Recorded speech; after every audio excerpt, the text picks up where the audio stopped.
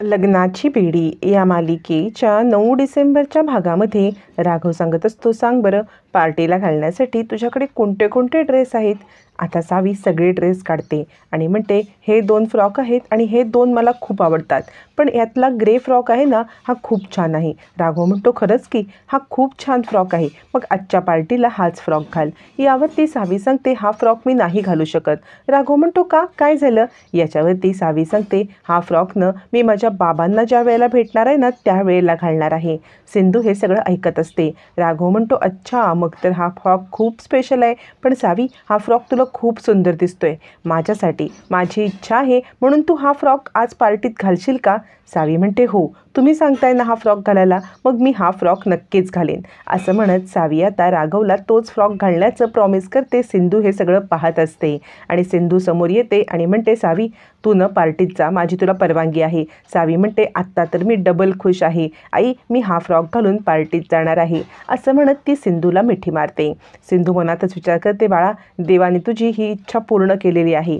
तुझ्या बाबा भेटतील तेव्हा तू हा फ्रॉक घालणार होतीस, आज तुझ्या बाबांच्या समोरच तू हा फ्रॉक घालत आहेस, पण तुला ही इच्छा पूर्ण केलेली माहीत नाही आहे. तोपर्यंत इकडे आता सगळेच जण पार्टीसाठी तयार होत असतात आणि रिषभ मात्र बाहेर गेलेला असतो.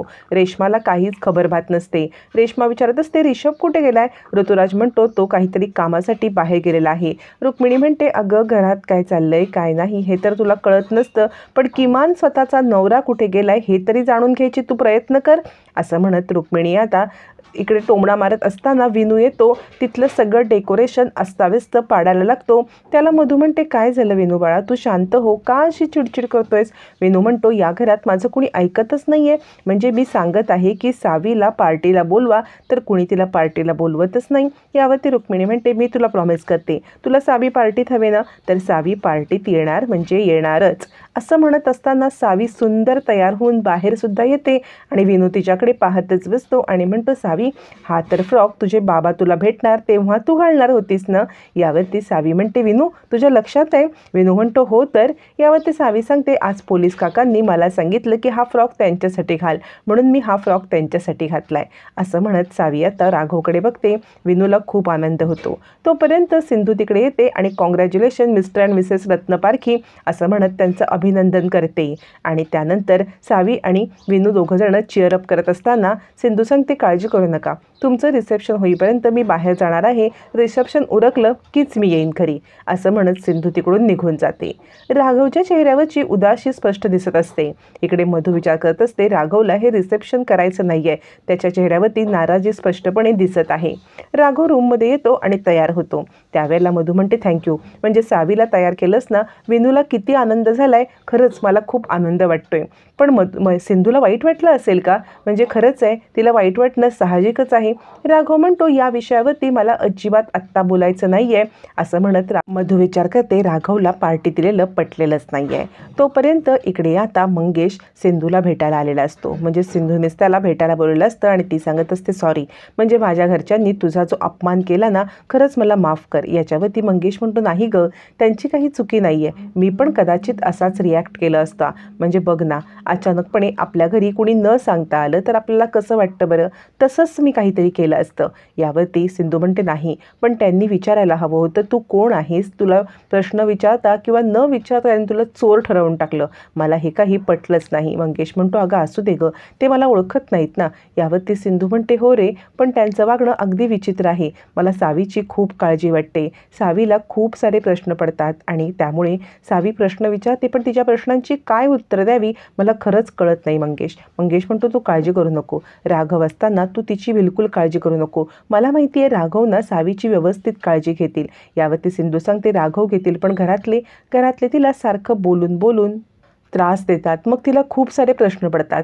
ती मला प्रश्न विचारते, तिच्या प्रश्नांची काय उत्तर द्यावी खरंच मला कळत नाही आहे.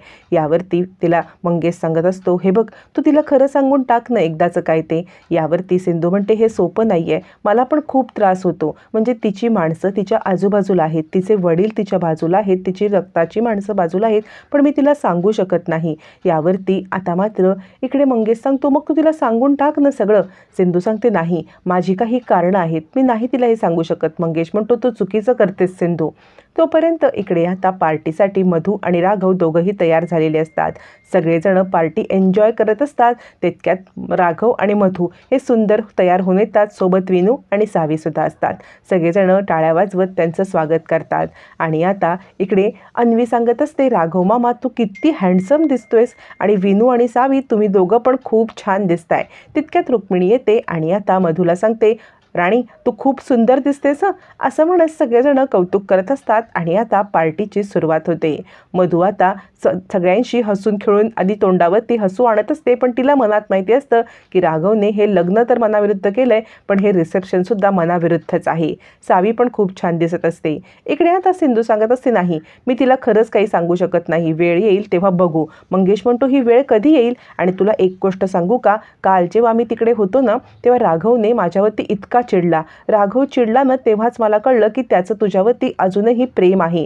सिंधू म्हणते काय उपयोग आहे या सगळ्याचा, राघवचं लग्न झालेलं आहे. यावरती मंगेश म्हणतो त्याचं लग्न झालं असलं तरी त्याचं प्रेम मात्र तुझ्यावरती आहे हे स्पष्टपणे दिसून येतं ना. यावरती सिंधू म्हणते नाही आता सगळं संपलंय. मंगेश म्हणतो असं तुला वाटतंय, पण सगळ्या गोष्टी अजूनही आहेत, संपलेल्या नाही आहेत. तुला एकदा चान्स द्यायचा प्रयत्न तर कर असं म्हणत इकडे आता मंगेश सिंधूला समजवण्याचा प्रयत्न करत असतो. तोपर्यंत केक कटिंगसाठी आता मात्र सगळी तयारी चालू असते. अन्वी सांगत असते, हे बघा तुम्ही दोघंजणं खूप क्यूट दिसताय, छानपैकी एका बाजूला जाऊन खेळत बसावं रे, इथे तुमचं जसं काही काम नाही आहे. केक कटिंगची वेळ येईल तेव्हा मी तुम्हाला बोलवेन असं म्हणत अन्वी आता दोघांनाही बाजूला खेळायला पाठवते. ऋतुजा हे बघते आणि सगळं काही नॉर्मल चाललंय हे ऋतुजाला कसं सहन होईल. मग ऋतुजा दोघांनाही पिन मारण्यासाठी त्यांच्या जवळ यायला निघते. इकडे आता त्याच वेळेला बाजूचे पाहुणे येत असतात आणि रुक्मिणीला विचारतात, काय हो रुक्मिणीताई ती मुलगी दिसते ती कोण आहे, तुमची कोणती रिलेटिव्ह आहे का. रुक्मिणी म्हणते नाही ती विनूची मैत्रीण आहे आणि तुम्ही पार्टीला आलात ना, पार्टी एन्जॉय करा बरं असं म्हणत रुक्मिणी तिला जवळजवळ आता गप्पच करते आणि म्हणते चला चला केक कट करायचा आहे. आणि सावी कोण आहे हे सांगण्यासाठी नकार देते. तोपर्यंत केक कटिंग सेरेमनी चालू होतो, पण इकडे ऋतुजाच्या अंगामध्ये खूप किडे असतात. ऋतुजा आता फोन घेते आणि ती आता ताबडतोब विनू आणि सावीकडे येते. तोपर्यंत रुक्मिणी सांगत असते, राजश्री हे दोघंजण किती छान दिसत आहेत ना, चल लवकरात लवकर केक कटिंग करूया. सगळेजण राघव आणि मधू या दोघांनाही कॉंग्रॅच्युलेट करत असतात. राजश्री म्हणत असते, हो वहिनी खरंच दोघंजण खूप गोड दिसत आहेत, हा कार्यक्रम उरकला ना की त्या दोघांची दृष्ट काढून टाकली पाहिजे असं म्हणत असतानाच इकडे आता दोघांना मुद्दाम काहीतरी सांगण्यासाठी ऋतुजा येते. इकडे फोटो चालू असतात. रत्नाकर सगळ्यांना ग्रीट करत असतो, येणाऱ्या पाहुण्यांचं स्वागत करत असतो आणि आता केक आणला जातो. तोपर्यंत अन्वीला फोटो क्लिक करायला सांगितले जातात. येणाऱ्या जाणाऱ्या सगळ्या पाहुण्यांचे अन्वी फोटो क्लिक करत असते आणि तेवढ्यात इकडे दोघंजणं बोलत असताना सावीचा सिंधूला फोन येतो.